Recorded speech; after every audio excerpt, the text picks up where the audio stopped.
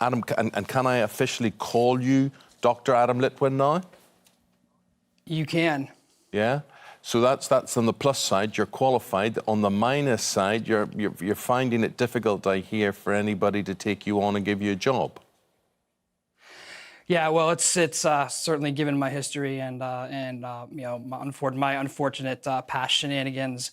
You know, I have found it a little bit difficult to sort of move forward in my career, but you know, I haven't really made, you know, it's certainly not over, and I haven't really made, you know, all attempts, you know, to do so. I'm currently in the process of trying to obtain medical or surgical residency, and that is where I currently am. It's amazing that, you know, after everything that you'd been through and maybe put other people through, that at the age of 40 or so, you go back, you train to be a doctor, you're now 47 years of age. Where was this obsession, this love, this lust to be a medic? Where did it come from?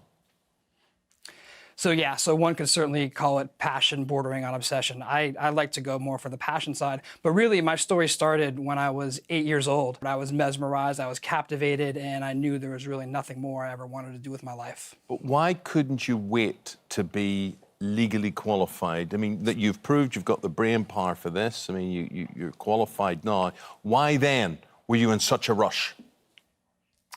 So back then, unfortunately, you know, I think this is much more a story of, you know, of the misfortunes, and really, unfortunately back then when I was 24, 25 years old, I was still rather immature, misguided, young, individual, really, with a dream, and the passion to be a physician. And really, why this happened is I never really thought that I ever would be a physician, because I didn't have the grades, to go to medical school back then, and I was depressed, and so I sort of lost focus a little bit, and really, this whole thing, started, not out of malice of intent or anything like that. And really, I never intended for any of this to ever happen, yeah, obviously. You said you did intend training. You went to university. Sadly, you dropped out. You said you had depression. You turned to drink. So life got bad for you. But at the age of 25, you started going to university, to the medical library. And this is where where you started to pretend you were a doctor. Tell us what happened and what was the response from people.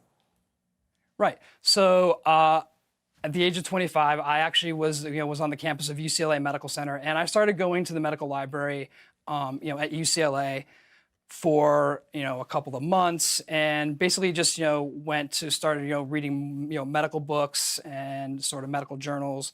And really, as time went on, I just ended up meeting a lot of people, other residents, other attending physicians, and I don't know where I got the harebrained crazy idea, to do what happened, but really that wasn't really your fault. I mean, you had the guts and the gumption to go through with it. But the amazing thing is a lesson for all of us in life: if you act the part, if you say you are the part, people believe that you can actually do what you say you can do. Were you amazed that you were getting away with it?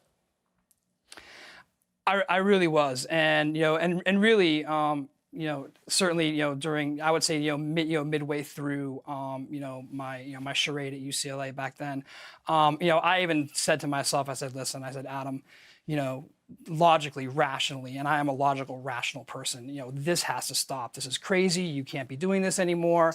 But really, as time went on... Did you have any actual dealings, Adam, with patients? Did you have any kind of hands-on experience with patients? Because obviously, you're kind of saying, oh, I didn't mean any malice, I didn't mean any wrong. But, to other people, you could have been misdiagnosing people, you could have got involved in some kind of surgery that you weren't qualified to do. Did you have much contact with people?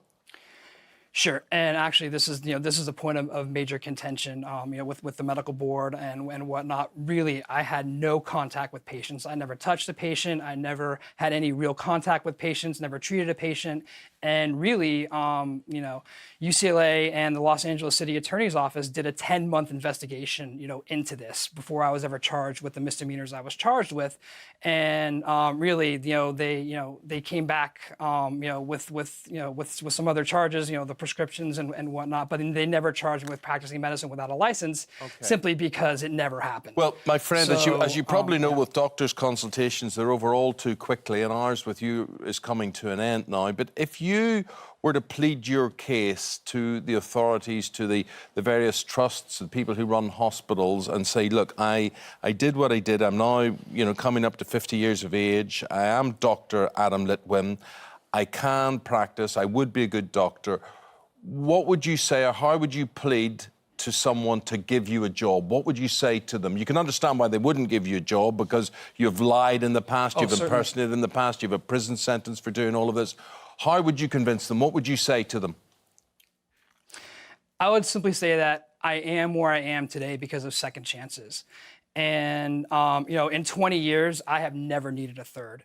I've never been in trouble before 1998 nor after 1999. So I've never been in any sort of trouble, in 20 years. And I completed medical school honorably and with complete professional conduct, and, treated, hundreds, if not thousands of patients completely, honorably and competently and, matter-of-factly. And really, I am a compassionate physician, and I have the ability to do a lot of good and help a lot of people. And I would just hope that someone would give me, that chance to just, at least prove that I can do that. Dr. Litwin, lovely talking to you. Good luck to you. Thank you for giving us your story and pleading your case with us today. Thank you very much. Thank you very much.